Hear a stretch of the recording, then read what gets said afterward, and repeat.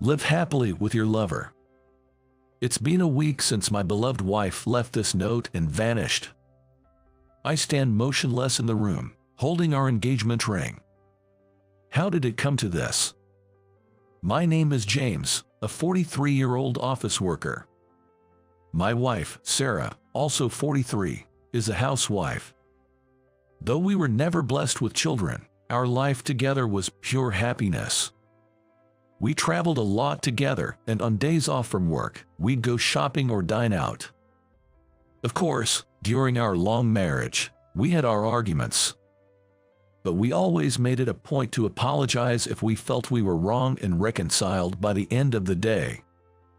We frequently visited each other's parents' homes and had a great relationship with our in-laws. There seemed to be no issues. I always believed that our calm, happy days with my wife would last forever.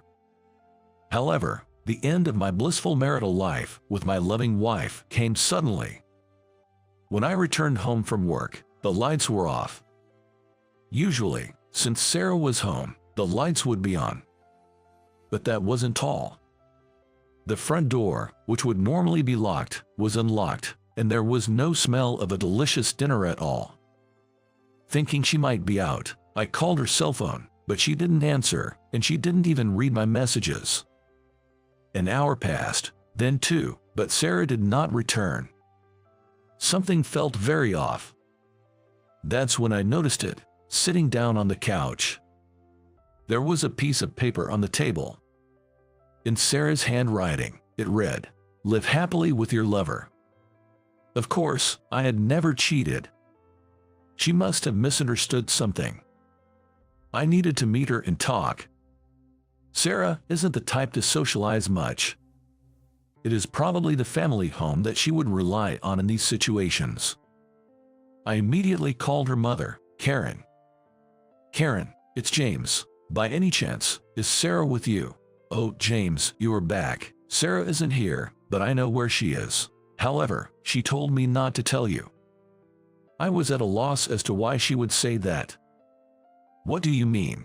She seems to suspect me of cheating, but I haven't done anything of the sort. I think she's misunderstood. I need to meet her and talk." I knew from Karen that she knew where Sarah was, so I begged Karen multiple times to let me see her. But Karen didn't tell me. "James, she didn't tell me in detail, but she said she'd thought about this for days. I understand you want to talk, but please, give her some space right now." There was nothing I could say to that. But of course, I couldn't just accept it. Even now, I wonder if my wife thinks I'm meeting with another woman. If only I could see her and clear up the misunderstanding. Nothing progressed and a week has passed. My wife hasn't returned. I took out the engagement ring from the bedroom closet. I was planning to give this ring to my wife today, on our 20th wedding anniversary. Truth is, I didn't have money when we got married. I couldn't afford an engagement ring, and we couldn't even have a wedding. I'm not into flashy things, so I don't need a ring or a wedding. Let's use that money for our daily expenses. That was a thoughtful proposal from my gentle wife, sensing our financial situation. Now that we're comfortable, I can gift it to her. But having a wedding at this age feels embarrassing. Yet, I wanted to properly convey my gratitude for these 20 years to my wife. This engagement ring was for that. During these 20 years, whether we were broke or distressed about not having children, she always stood by me and supported me. Will this ring, which I had prepared hoping for our continued happiness, ever fit on her finger? I held the engagement ring in my hand, feeling lost in our home.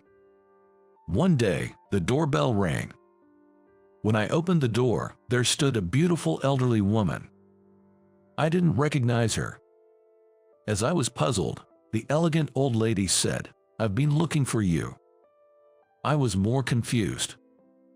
Then she continued, "Nice to meet you. My name is Amy. I came here about your uncle. He mentioned wanting to leave you some assets. My deceased father only had a sister. My mother had no siblings. In other words, I don't have an uncle. I thought that she must have mistaken me for someone else, and I told Amy that I do not have an uncle. I figured she would leave after that, but Amy slowly shook her head. No, I am sure it's you. Your mother will understand what I mean. Is your mother's name Catherine? Can I please see her? Indeed, my mother's name was Catherine. However, I was hesitant to introduce her to a stranger. I thought I'd call my mother, and if she also said she didn't know Amy, then Amy would surely give up. So, I called my mother. After explaining the situation, my mother was silent for a while. Bring her to the house. I was taken aback by my mother's words. What? Do you know Amy? Besides, you don't have any siblings, right? Just bring her, we'll talk later. Could my mother possibly know something about Amy's story? Still confused, I brought Amy to our family home. My mother was waiting outside. As soon as she saw Amy, she exclaimed, "Amy." To my surprise, Amy also said, "It's been so long," with tears in her eyes. The two embraced tightly. After their embrace, my mother invited Amy inside. When I demanded an explanation, it wasn't Amy who started speaking, but my mother. My father was the CEO of a real estate company. Amy here used to be our housemaid. We've been close since I was young. My brother was supposed to take over the company, but one day, my father arranged a marriage for me. However, I had a boyfriend at that time, your late father. I found out that I was pregnant with his child around the same time the proposal came. That child was you. My father told me to abort the child and marry the man he had chosen. But I couldn't bear to abort my child or leave him. So I left home, almost eloping. I didn't tell anyone, not even my brother or Amy, where I was going, thinking I'd never see them again. I had no idea my mother was the daughter of a CEO. I had never heard about her eloping before. When Catherine left home, I was devastated, but I believed she would be happier with the man she loved, so I kept my silence. I'm glad she had a happy marriage with him. Amy looked very relieved. She must have been worried about my mother all this time. I'm glad to see you, but why visit after all these years? Well, I have some sad news to share with you, Catherine. Saying that, Amy told my mother that her brother had passed away. Yes, my brother. He probably had a tough time managing everything after I left. He was the one who took care of our parents in their final years. I'm really grateful to him. As my mother shed tears, Amy gently handed her a handkerchief. It must have been a shock to be told out of the blue that her brother had passed away. I comforted my crying mother. My uncle, my mother's brother, regretted not being able to help when my mother left home. He didn't have any children, so he wanted to leave some assets for his sister and nephew. So he asked Amy and her daughter, who was also his secretary named Alice, to locate us. My mother and I were truly touched by my uncle's kindness. But it's been many years since my mother left home. It'd only be right for my uncle's assets to be divided among the company and other relatives. Both my mother and I declined the inheritance. My mother is now enjoying her retirement years.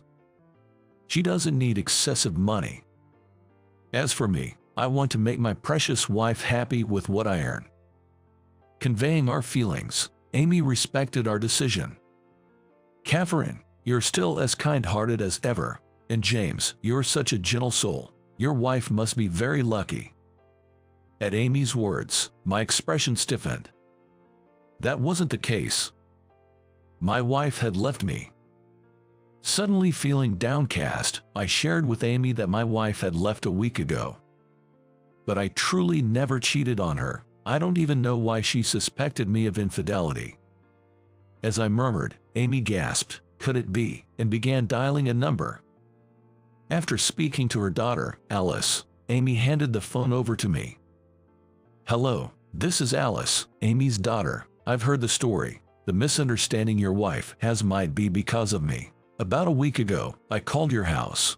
I had finally found out where you were, and I was quite anxious. I probably didn't explain things well to your wife. I told her I needed to talk to James since he's someone important to me. When she asked why, I thought it would be best to speak with you first, so I told her I couldn't explain at the moment.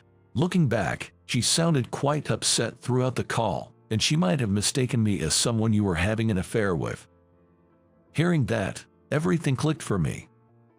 I immediately called my mother-in-law, Karen. After Amy explained the situation over the phone, the misunderstanding that my wife might have mistaken Alice as the other woman was cleared up. I'll try to get in touch with Sarah right away. True to her word, Karen quickly explained the misunderstanding to Sarah, and she brought her to her parents' home that evening. I'm sorry I jumped to conclusions. So, you weren't cheating on me? I was worried. Why would you suspect me of cheating just because of one phone call? If you had doubts, you could have just asked me. It wasn't just the call from Alice. I found an engagement ring hidden in the closet. It's not mine, so I thought you might give it to the other woman. I wanted to ask you about it, but you've been so distant lately. I remembered acting distant. When we first got married, I couldn't afford to buy a ring. So, for our 20th anniversary, I had saved up and planned to give her one, but I was quite embarrassed about the whole thing. It was my first time planning such a surprise, and I thought that if I talked to her about it, she might find out. So, I ended up being distant with her, trying to keep it a secret. But I had no idea it hurted her feelings so much. Also, you love kids. I thought since I can't get pregnant, you might have found someone else. But I thought if that's the case, it can't be helped. So, I left a note and left the house. I had prepared the ring as a token of my gratitude for all the years together, but little did I know it would lead her to suspect me of cheating. I told her about my regret of not being able to afford a ring or a proper wedding when we first got married, and that I had prepared this ring for our 20th anniversary. I don't care at all about not having kids. I'm very happy with just the two of us. During the times we struggled financially, your support was invaluable. I'm really grateful for everything. Let's continue to live happily together. With that, I presented her with the small box containing the ring.